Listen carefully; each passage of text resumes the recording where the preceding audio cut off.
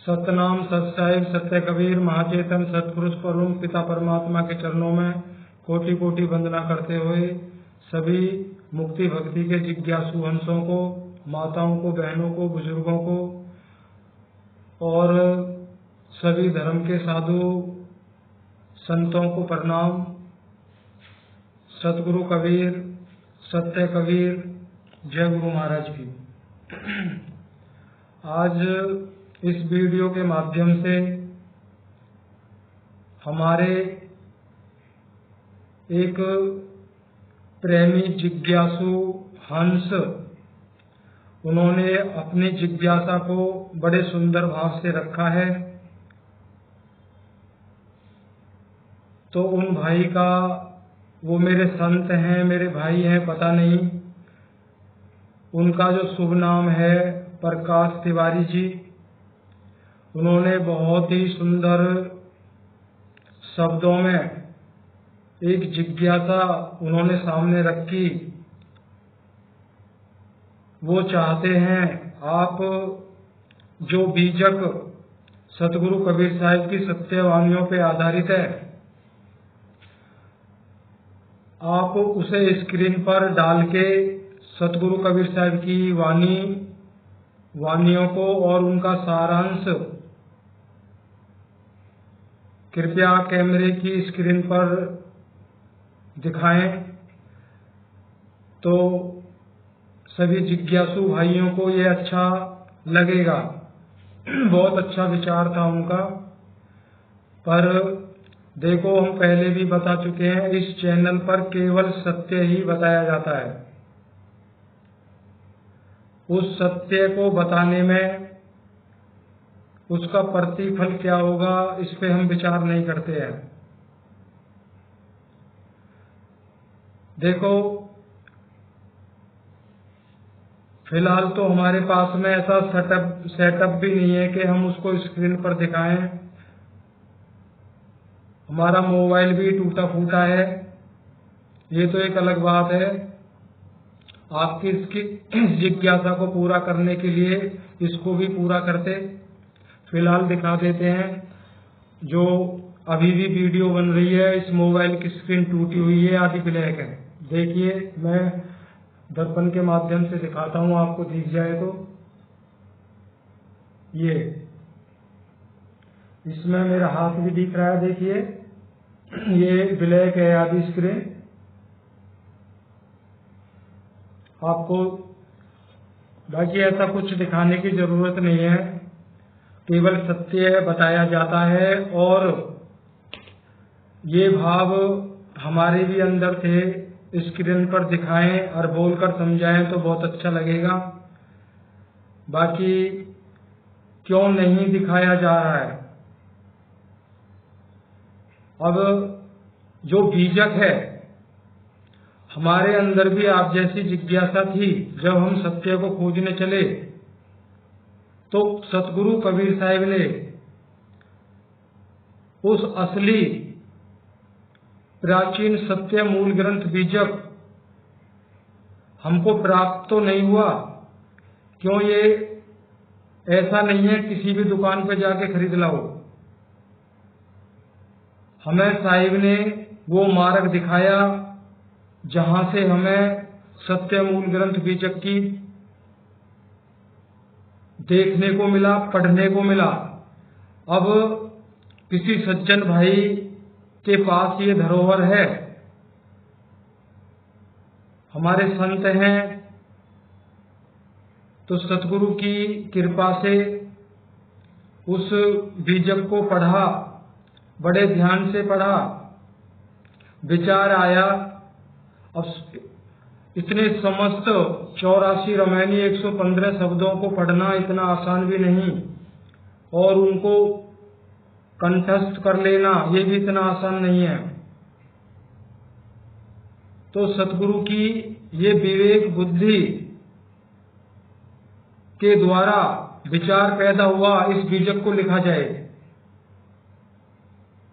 देखो, वो एक बीजक कहीं कहीं किसी बिरले के पास होगा, कहीं कहीं, और उसकी अवस्था भी ऐसी नहीं होगी आप पढ़ के सुना दें। बहुत क्षतिग्रस्त, उसको समझने वाले हैं नहीं। जिनके पास है वो अपना मौन है, वो मौन बैठे हैं। तो सतगुरु की कृपा से विचार आया इस बीजक को लिखा जाए, कितना भी समय क्यों ना लग जाए, और समय के अनुसार इसकी एक बुक्स बना ली जाए। तो ये आने वाले समय के लिए हमारे ना रहने के बाद भी ये किसी न किसी के काम आएगा।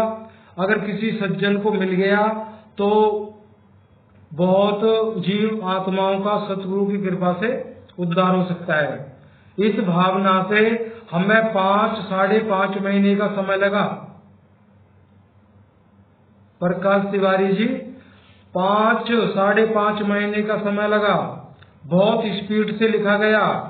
स्पीड इस तरह से लिखा गया, केवल उसको मैं स्वयं ही पढ़ सकता हूँ।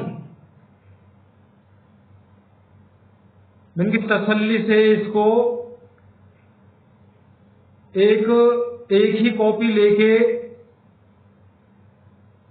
उसमें सभी बीजक को बड़े सुंदर तरीके से लिखा जाए तो एक धरोहर के रूप में काम करेगा। लेकिन समय नहीं मिला, तो सतगुरु की कृपा और ही थी कि आपके सामने ये बीजक आना था सत्य को बताते हुए।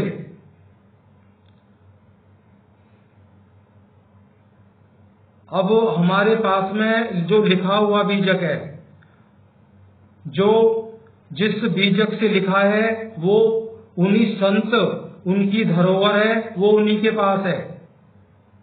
हमने उसको अपने पास लेखनी रूप देके अपने कॉपियों में लिखा है। समय रहा तो इसको एक बीजक किताब के रूप में इसको छपवाया जाएगा। फिलहाल ये केवल कॉपियों में लिखा हुआ है। आपको दिखा देते हैं। अब देख लीजिए उस बीजक में कितनी कॉपियां भरी हुई हैं। ये देखो, एक ये है, ये 2, ये 3, ये 4, और ये 5, ये 6, 7, ये 8, ये 9, 10, 11, 12, 13, और ये 14, और ये 15। अब इसकी अपनी हैंड राइटिंग दिखा देते हैं, ज्यादा अच्छी नहीं है। देखो ये रमैनी नंबर 16 ही आ गई है। रमैनी नंबर 16 में जो शब्द है, चलत चलत अति चरण फिराना, हार पढ़े रे ता तीर सियाना। देखो ये देख लीजिए, जूम करके हैंड राइटिंग है।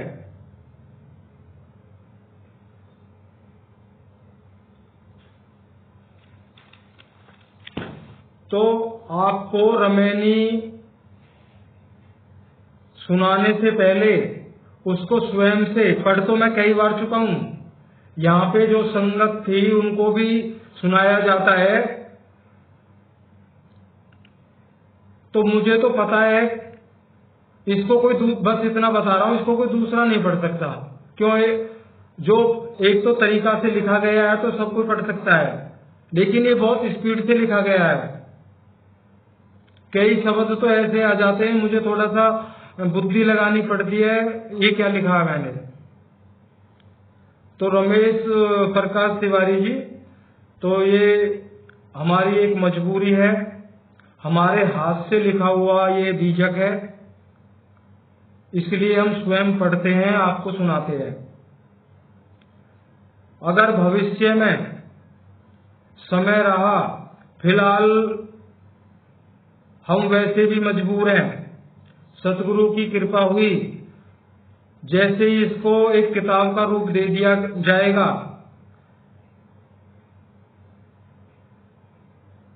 और तब बता भी दिया जाएगा, जिसको बीजक चाहिए वो ले सकते हैं। पर मुझे लग नहीं रहा है ऐसा होगा। ज्यादा पब्लिश सतगुरु के सिद्धांत में है ही नहीं। ज्यादा पब्लिसिटी करना, उसकी मान बढ़ाई के चक्कर में अपने आप को फेयर करना, ज्यादा दिखावा करना। अब आपने ये भी कहा था कि अच्छे से समझ में आएगा, और हम दर्शन भी करना चाहते हैं बीजक का, सतगुरु की वाणियों का। देखो, बीजक एक किताब है, उन किताबों का और सतगुरु की वाणियों का दर्शन करने से सत्य प्राप्त नहीं होगा। अब बीजक सुनाया जाता है, जिस भी भाई का कल्याण होगा, जिस हंसात्मा को सत्य का दर्शन होगा, ये सतगुरु की कृपा उनकी दया पे निर्भर करता है। पूरा बीजक पढ़ लीजिए, एक बार पढ़ लीजिए, 10 बार पढ़ लीजिए, सुन लीजिए, हम जरा भी नहीं बदल सकते। साहिब ने कहा है ना, उनका तो एक ही शब्द जो होता है ना, पार उतारा कर देता है। साहिब ने एक जगह कहा भी है, आदि साखी सर कटे सो निर्वारी जाए। अगर आदि साखी को पे विचार किया जाए, उसको समझा जाए, उसको अपने अंतःकरण में अच्छी तरह से विश्वास करके बिठा लिया जाए और उसके अनुसार ही जीवन को ढालें, तो भवसागर से पार उतारा हो जाता है। सतगुरु कबीर साहिब ने कोई लिखा लिखी की बात नहीं कही है, उन्होंने कहा जो देखा है वही कहा है। तो हम मजबूर हैं, आपकी इस जिज्ञासा को पूर्ण नहीं कर सकते हैं। बाकी आपको 2-4 साखी, जब आपको जवाब दिया गया है तो 2-4 साखी आपको सुनाते हैं। बने रहिए, मेरी बातों का बुरा मत मानिए आप। देखिए, मैं पहले दिखा देता हूं, जो चीज है उसके दर्शन करिए आप। ये मदन साहिब की बुक है, मदन साहिब रचित ग्रंथ नाम प्रकाश और शब्द विलास। ये राधा स्वामी सत्संग की बुक है। अब इसकी जो साखी है, साहिब ने क्या कहा है, कबीर आदि साखी है कोटि ग्रंथ कर जान, नाम सत्य जग झूठ है सूरत शब्द पहचान। अब यहाँ पे एक बात और कही जाती है, कबीर आदि साखी है कोटि ग्रंथ कर जान, नाम सत्य जग झूठ है सूरत शब्द पहचान। देखो, आधा अधूरा ज्ञान हमेशा दुख का मूल होता है। ये जो नीचे की जो कड़ी है, नाम सत्य जग झूठ है सूरत शब्द पहचान, इसी को ज्यादातर सत्संगों में यही एक लाइन को बोला जाता है, ऊपर की लाइन को नहीं बताया जाता। भाई, इस बात को, इस उपदेश को दे कौन रहे, नाम सत्य जग झूठ है सूरत शब्द पहचान, कबीर साहिब को यहाँ पे छुपा दिया गया है।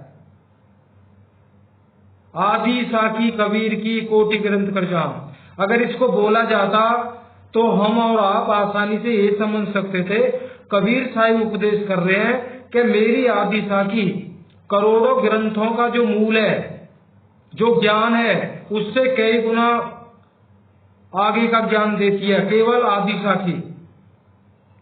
कह रहे नाम सत्य जग झूठ है सूरत शब्द पहचान। हाँ, गुरु साहिबान इस लाइन को ही बोला करते हैं। क्यों? शब्द मंत्र देते हैं ना, मंत्र को ही शब्द बताते हैं वो। कबीर साहिब ने कहा ना, जंत्र मंत्र सब झूठ है,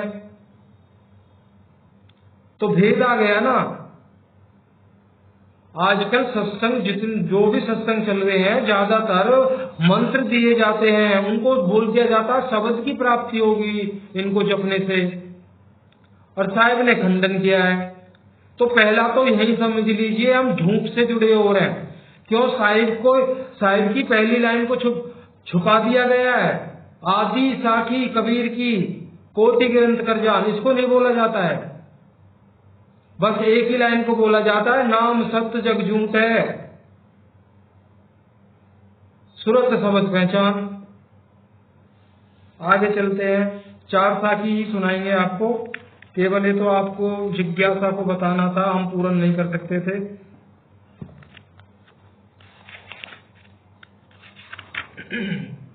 आगे साखी है, साखी सबद कबीर की सत्य मान जो कोई, मदन समझ गुरु पद मिले, जीवत मुक्ता होय। यहाँ पे कह रहे हैं साखी शब्द कबीर की सत्य माने जो कोई। अब मेरे भाई, मेरे प्रेमी, मेरे संत प्रकाश तिवारी जी, आपकी जिज्ञासा यहाँ पे पूर्ण हो सकती है। साहिब कह रहे हैं साखी शब्द कबीर की सत्य माने जो कोई। अब आपको यही साखी सुनाई जा रही है, और भी साखियां हैं, आप उनको सत्य कह रहे। कबीर साहिब कह रहे मेरी साखी को जो सत्य मान लेगा, पूर्ण विश्वास करके अपने अंतकरण में बिठा लेगा, मदन समझ गुरु पद मिले, जीवत मुक्ता हो। तो मदन साहिब कह रहे मेरे विचार से वह जीवात्मा इस भवसागर से पार उतारा हो जाएगा और गुरु पद का स्थान प्राप्त होगा। उससे बड़ा इस संसार में कोई गुरु हो नहीं सकता। गुरु का मतलब ये नहीं है किसी सिंहासन पर बैठ के प्रवचन करना है, नहीं। आपके अंदर सत्य प्रकट हो जाते हैं तो प्रकाश तिवारी जी आपसे बड़ा कोई गुरु नहीं है।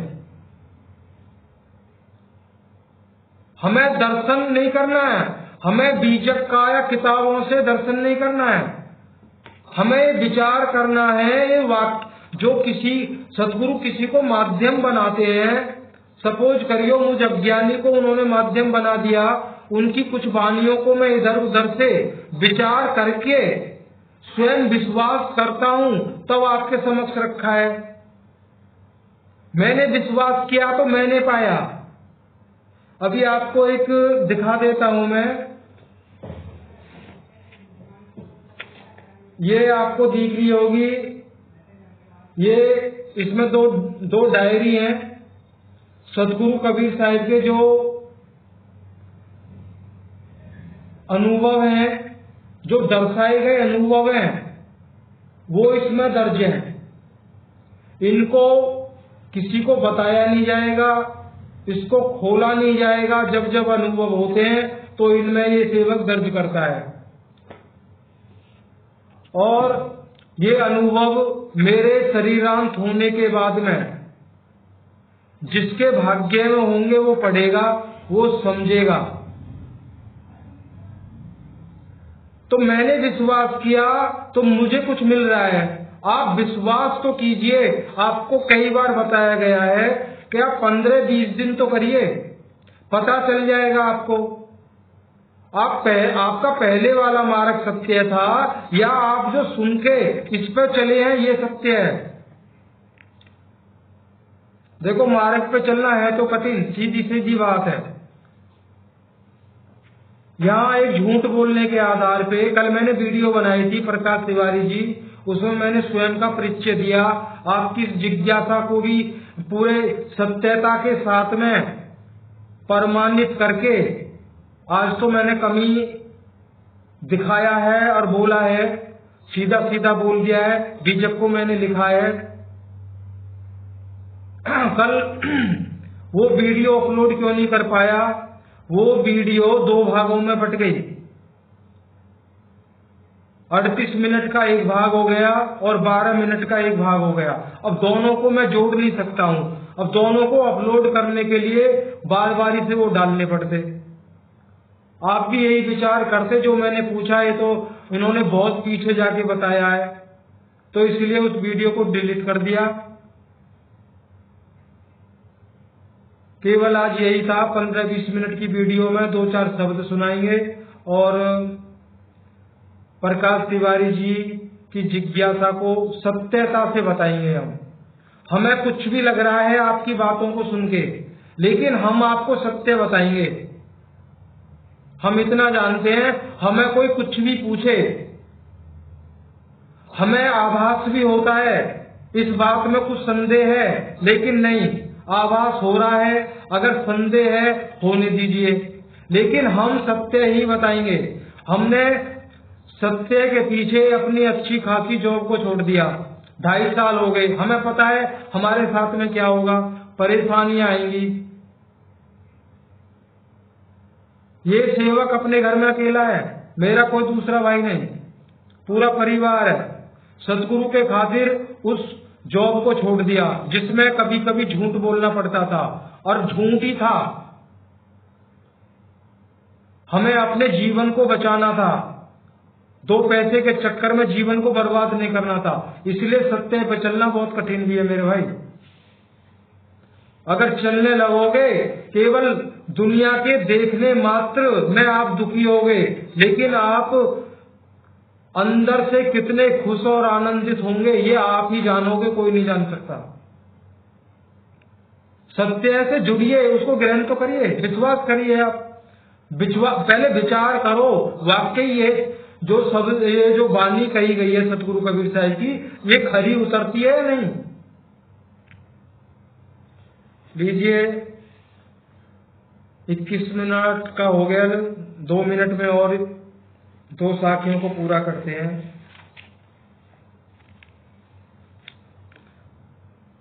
अब यहाँ पे कहा है, गुरु कबीर का सब घट वासा, गुप्त प्रगट कछो अजव तमाशा, जहाँ संत ता प्रगट भयूं, जहाँ असंत ता गुप्त कर रहे हूं। साहिब कह रहे एक अजब तमाशा है, जहाँ संत होते हैं वहां मैं प्रकट हूँ, और जहाँ असंत है वहां मैं गुप्त कर रहता हूँ। वहां प्रकट नहीं हूँ, वहां गुप्त हूँ। गुरु कबीर का सब घट वासा, कहीं गुप्त कहीं प्रगट, ये अजब तमाशा। सतगुरु कबीर साहिब का ये उन्होंने खोल दिया है, वो प्रत्येक जीवा जून के प्राणियों के घट में वास है सतगुरु कबीर साहिब का। और आप प्रकाश तिवारी जी, मेरे भाई, मेरे संत, आप किताबों का दर्शन करना चाहते हैं, देखो इनसे कुछ नहीं होगा। हाँ, अगर वो हमको मिल गया होता तो उस बीजक को ही आपको दिखाते भी, सुनाते भी, लेकिन हमने बता दिया है, आपको दिखा भी दिया, बीजक हमारे हाथ से लिखा हुआ है, किसी दूसरे की धरोहर है वो हमें नहीं मिल सकती। सतगुरु की दया से हमारे अंदर विचार आया कि इस बीजक को लिखा जाए। समय लगा, लेकिन हमने उसको लिखा, और वही आपको सुनाया जा रहा है। आप विश्वास करिए, सतगुरु कबीर तो आपके घट के अंदर है। वो आपकी हर जिज्ञासा को, आपके सोचने से पहले वो समझते हैं क्या सोचने वाला है, सब जानते हैं वो।